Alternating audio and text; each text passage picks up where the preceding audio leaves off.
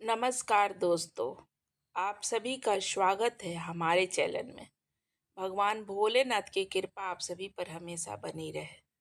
दोस्तों, पीपल को एक बार जल चढ़ाने से क्या फल मिलता है, आज की इस अत्यंत महान कथा के माध्यम से हम आपको बताते हैं कि पीपल को जल चढ़ाना कितना महत्वपूर्ण है। दोस्तों, एक बार देव ऋषि नारद नारायण नारायण का जाप करते हुए बैकुंठ लोक में पधारे। बैकुंठ में भगवान विष्णु अत्यंत शुभ सुवर्ण तथा रत्नों से जड़ी सिंहासन पर बैठे हुए थे। बैकुंठ के द्वार स्वर्ण से बने हुए थे। देव ऋषि नारद बैकुंठ के द्वारों को पार करते हुए जिस स्थान पर भगवान विष्णु बैठे थे वहां पे पहुंच जाते हैं और भगवान विष्णु को प्रणाम करते हैं। देव ऋषि नारद को देखकर भगवान विष्णु कहते हैं, हे देव ऋषि, आइए, बैकुंठ में आपका स्वागत है। देव ऋषि नारद प्रसन्नता से भगवान विष्णु को बारंबार प्रणाम करते हुए कहते हैं, हे सृष्टि के पालनहार, संसार का संचाल करने वाले जनार्दन, समस्त भूतों में आपका ही वास है। तीनों लोकों में आपकी ही माया फैली हुई है।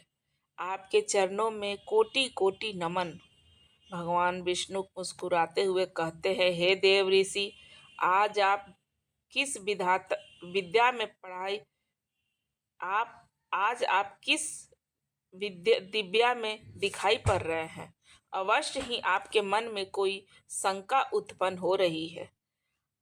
अवश्य आज कोई समाचार लेकर आप आए हैं। देव ऋषि कहते हैं, हे प्रभु, आप तो सर्व ज्ञाता है। तीनों लोकों में निवास करने वाले सभी प्राणियों के अंदर आपका ही तो वास है। आपसे भी कुछ भी छुपा हुआ नहीं है। प्रभु, मैं आज बैकुंठ किस कारण से आया हूँ, यह भी आप भली भांति जानते हैं और यह भी जानते हैं कि मैं किस कारण से चिंतित हूँ। भगवान विष्णु कहते हैं, हे देव ऋषि, मैं तो जानता हूँ आपकी चिंता में क्यों है और आपकी इस अवस्था को मैं समझता भी हूँ। आज आप जिस शंका को दूर करने के लिए आए हैं वह समस्त मानव जाति के कल्याण के लिए ही है। इसीलिए आप निसंकोच होकर पूछिए। फिर देव ऋषि नारद कहते हैं, हे प्रभु, मैंने आज कुछ मनुष्यों को पीपल का वृक्ष तोड़ते हुए देखा है। वहीं पर कुछ वृक्ष बहुत पीड़ा में थे और और मनुष्य बिना सोचे समझे ही पीपल के वृक्ष को तोड़ रहे थे। हे प्रभु, पीपल में तो आपका ही वास होता है। आप ही हैं, वो वृक्षों में आप ही तो रहते हैं। फिर मनुष्यों ने ऐसा पाप क्यों किया, यह मैं जानना चाहता हूँ कि पीपल के वृक्ष को जल देने से मनुष्य को कौन सा फल मिलता है। पीपल को जल कब देना चाहिए, किस दिन इसकी पूजा करनी चाहिए। भगवान विष्णु कहते हैं, हे देव ऋषि, आप सत्य ही कहते हैं। वृक्षों में मैं पीपल हूँ। पीपल के वृक्ष में मेरा ही वास है। पीपल के महत्व को बताने से पूर्व मैं आपको एक प्राचीन कथा सुनाना चाहता इस इस कथा को ध्यान से आपको सुनना चाहिए, जिससे आपके सभी प्रश्नों के उत्तर मिल जाएंगे। जो भी मनुष्य इस कथा को एक बार सुन लेता है उसके सारे पाप नष्ट हो जाते हैं। जो इसे बार बार सुनता है उसके सभी दुख दूर होते हैं और उसे अन्न धन की प्राप्ति होती है। पीपल का महत्व इस कथा का प्रचार जो करता है उसे विष्णु लोक की प्राप्ति होती है। देव ऋषि कहते हैं, प्रभु, इस कथा को सुनने के लिए मेरी तीव्रता इच्छा हो रही है। आप जल्दी से इस महान कथा को मुझे सुनाइए। मैं इसे ध्यान से पूरा जरूर सुनूंगा और इसका तीनों लोकों में प्रचार करूंगा। श्री हरि कहते हैं, हे देव ऋषि, प्राचीन काल में एक अत्यंत शोभा ईमान नगरी थी जिसका नाम नंदी ग्राम था। उस नगरी में पुष्पक नाम का एक श्रेष्ठ ब्राह्मण रहा करता था।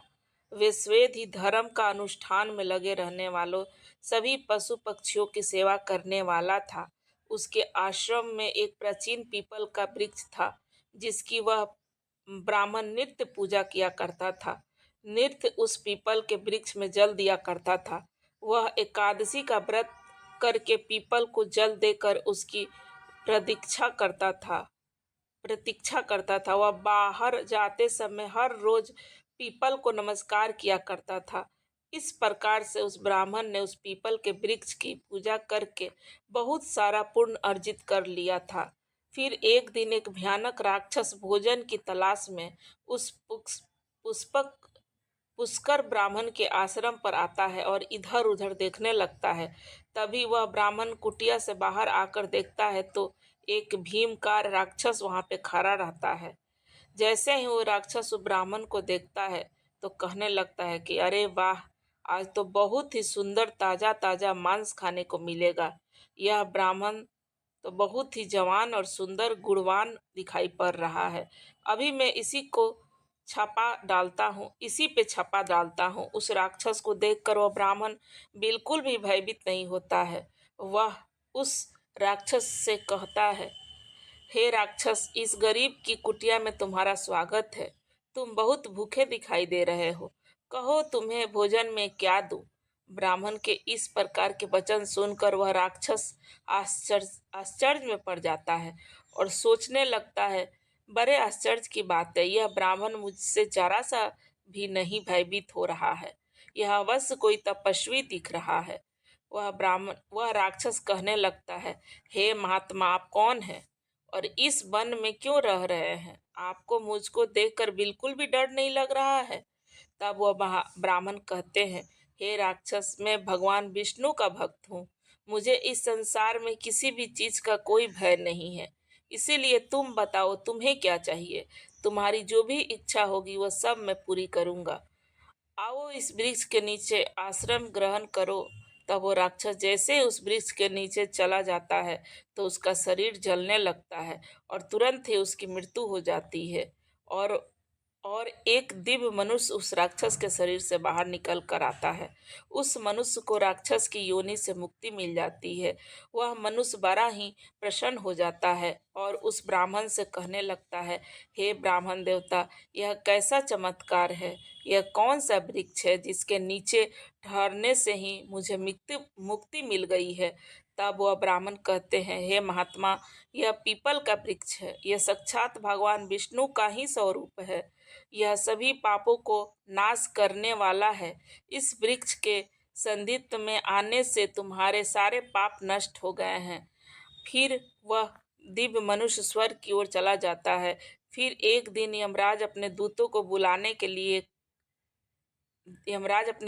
बुलाते हैं और कहते हैं, हे दूत, तुम जाओ और नंदी ग्राम में निवास करने वाले पुष्कर नाम के ब्राह्मण को पकड़कर यहाँ लेकर आओ। यमराज का आदेश पाकर वे दूत यमलोक से धरती लोक पर आते हैं और उस ब्राह्मण को जीवित ही पकड़कर यमलोक ले जाने लगते हैं। रास्ते में महात्मा पुष्कर उस दूतों से कहने लगते हैं, हे दूत, तुम क्या कर रहे हो? मेरी तो मृत्यु भी नहीं हुई है और तुम मुझे पकड़कर यमलोक लेकर क्यों जा रहे हो? फिर वे दूत कहते हैं, हे ब्राह्मण, तू चुपचाप हमारे साथ चल। खुद यमराज ने तो हमें तुझे उठाकर लाने का आदेश दिया है। पता नहीं तूने ऐसा कौन सा भयानक अपराध किया है। हम भी नहीं जानते कि तूने कौन सा पाप किया है। अब फिर वह ब्राह्मण शांत रहकर उस यम दूतों के साथ यमलोक जाने लगता है। यम के दूतों को बड़ा ही आश्चर्य होता है। यह ब्राह्मण ना तो विलाप कर रहा है और ना ही दुख हो रहा है इसको।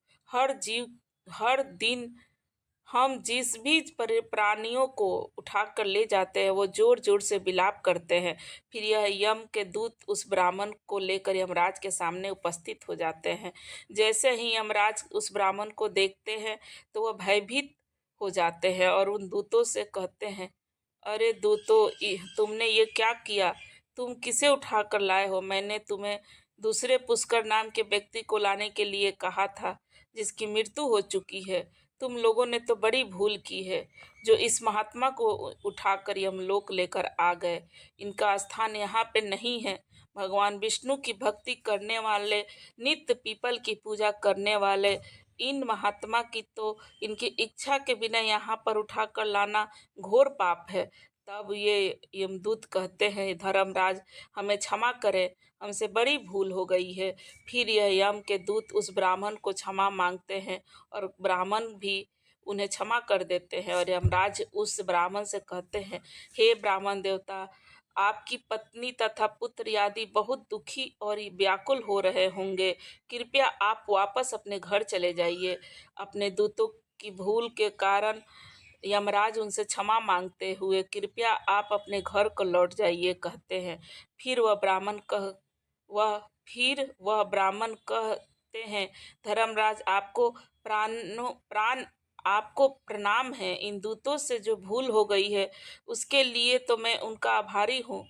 उनकी भूल के कारण मुझे जीवित रहते हुए अपने आपके दर्शन करने का सौभाग्य प्राप्त हो गया है। ऐसा सौभाग्य बार बार किसे मिलता है? ऐसा सौभाग्य बार बार किसे मिलता है? धर्मराज, मेरी आपसे एक विनती है। मैं स्वर्ण नर्म को का दर्शन करना चाहता हूँ, जहाँ पर पापी मनुष्य को कष्ट भोगने पड़ते हैं। ब्राह्मण की बात सुनकर यमराज प्रसन्न हो जाते हैं और कहते हैं, ब्राह्मण देवता ठीक है, अगर आपकी यही इच्छा है तो मैं आपको इच्छा को अवश्य पूरा करूँगा। फिर यमराज उस ब्राह्मण को समस्त नरों का दर्शन कराने के लिए ले जाते हैं। उस पुष्कर ब्राह्मण ने देखा कि पापी जीव नरक में पकड़कर घोर कष्ट भोग रहे हैं।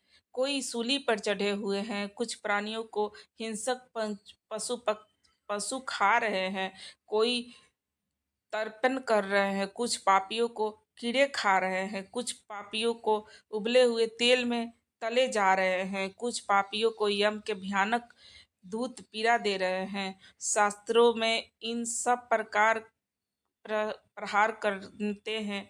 पापी जमाने वाले अत्यंत शीत नमन से पीड़ा सहन कर रहे हैं, तो कुछ जलती हुई भयानक अग्नि में गिरकर जोर जोर से विलाप कर रहे हैं।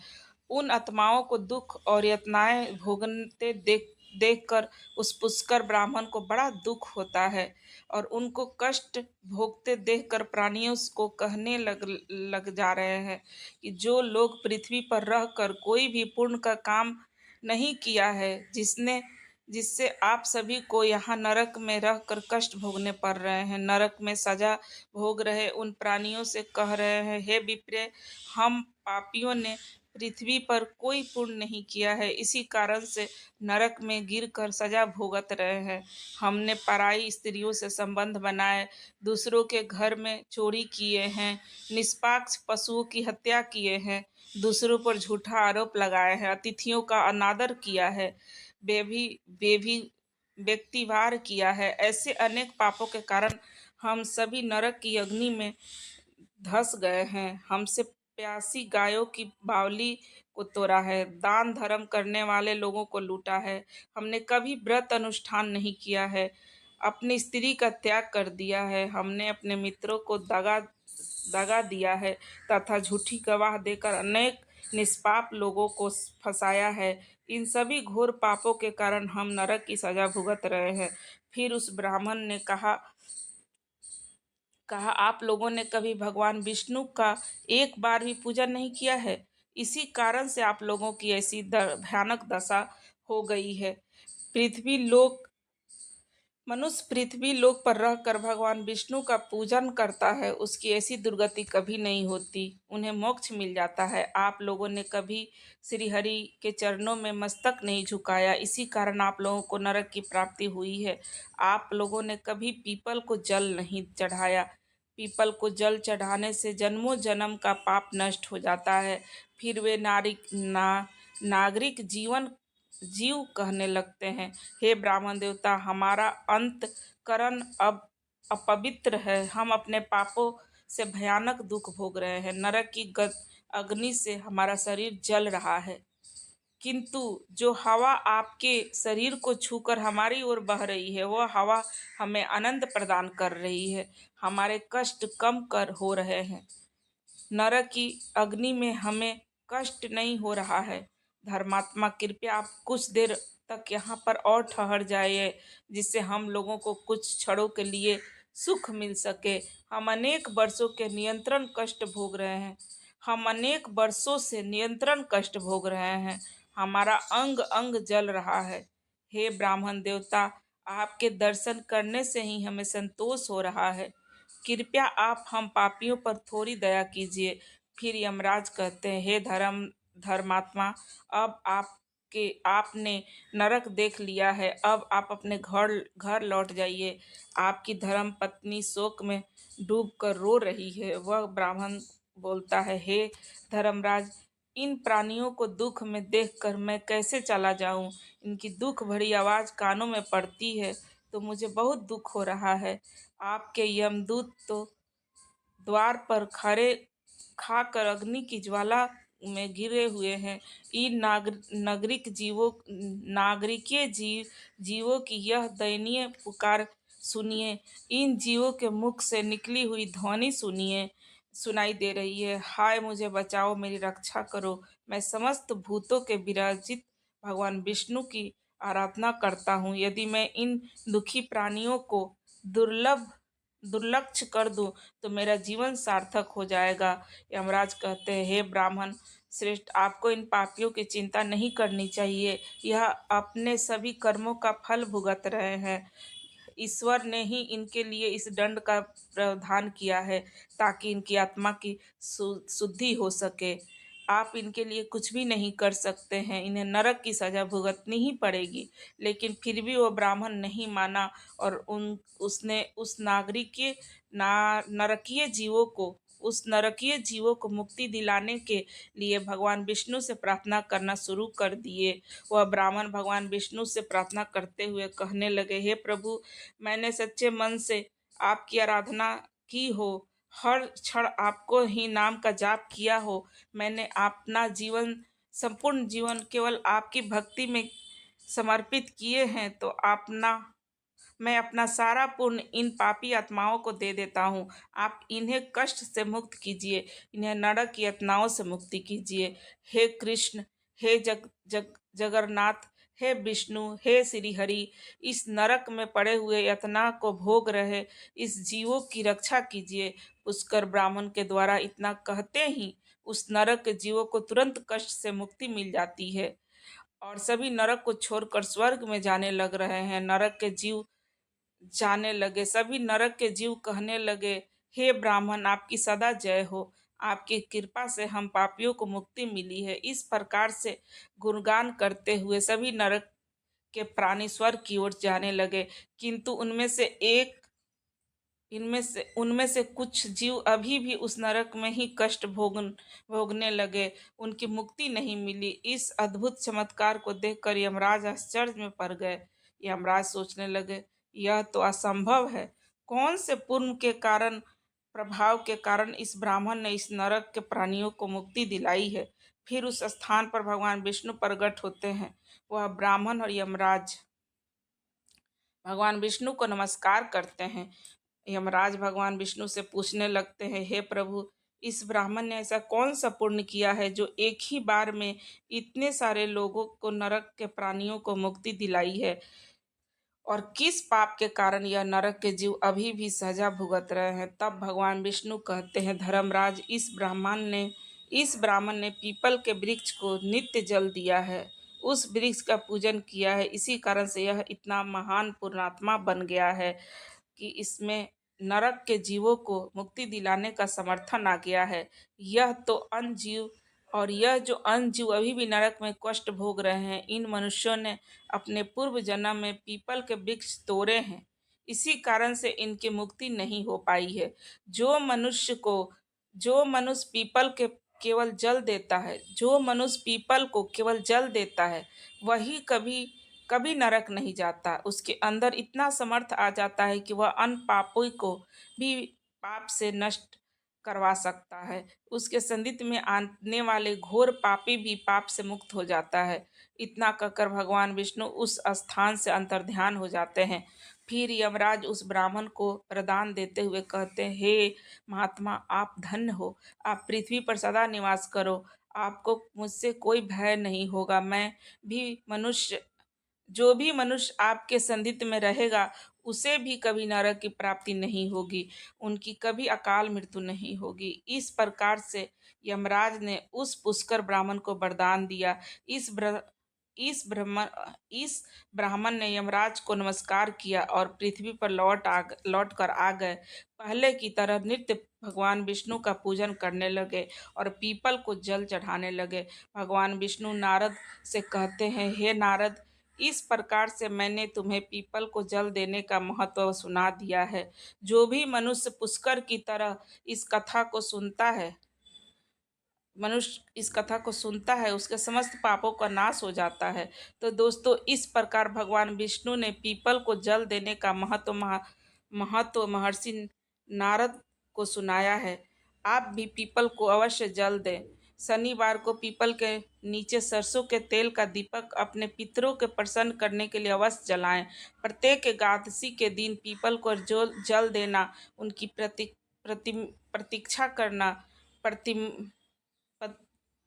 करना अपने समस्त दुख कष्ट समाप्त कर देंगे। आपको यह कथा कैसी लगी ज़रूर कमेंट बॉक्स में लिखें, और आशा करते हैं कि जो भी लोग सच्चे मन से पीपल में भगवान श्री हरि विष्णु का वास होता है, जो भी लोग अगर सच्चे मन से पीपल के पेड़ का परिक्रमा करते हैं और उनको जल देते हैं, और एकादशी के दिन खासकर उनको इस संसार से मुक्ति मिल जाती है। उनके आसपास जो रहते हैं उनको भी संसार से मुक्ति मिलती है। उन्हें स्वर्ग की सुख भोगना पड़ता है, ना कि नरक लोक में जाना पड़ता है। जो भी पीपल के सामने दीपक जलाते हैं, वैसे लोग पूर्ण आत्मा होते हैं, वो सीधे स्वर्ग जाते हैं, उनको नरक नहीं जाना पड़ता है। इसीलिए इस कथा में, इस वीडियो में मैंने पीपल के पेड़ के लिए जो बात बताई, उससे आप लोगों ने इस कथा को सुना। मैं आशा करती हूँ कि ज़रूर आप लोगों को ये वीडियो पसंद आया होगा। तो वीडियो पसंद आ जाए तो लाइक कर दें और चैनल को सब्सक्राइब कर दें। इस वीडियो को ज़्यादा से ज़्यादा शेयर कर दें, ताकि सब लोग पीपल के वृक्ष के एक लोटा जल का महत्व समझ सके। धन्यवाद।